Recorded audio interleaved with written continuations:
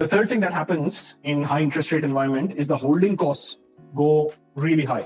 So when the current cycle started, on $1 million loan, the interest only repayment was only $20,000 per year. At the moment, it's sitting at, so that was then, and now it is sitting at about 62 odd thousand interest only per year. So it has gone 3 times higher. Now 20,000 is almost most people can afford, but a 62 is just crazy number. Now you couple that with all the inflation that we are experiencing in the economy, the holding costs just go skyrocketing, and the rents don't go hand in hand with the interest rates.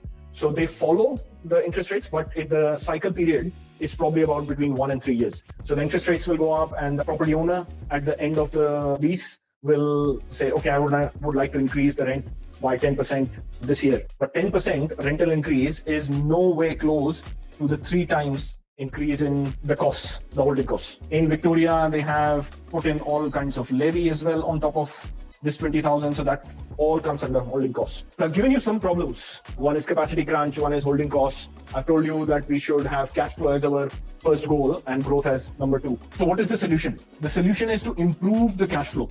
How can we improve the cash flow? One good way is to rent vest. That means you yourself are renting and investing in a property.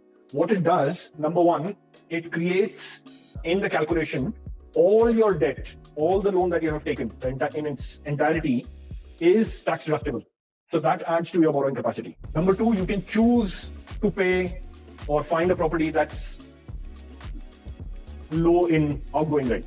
Whereas if you have your own property, you can't dictate those holding costs. It is dictated by the interest rate, it's dictated by the government. But in case of rent vesting, the rent that you are paying, you can control by going into a smaller property or in a different area.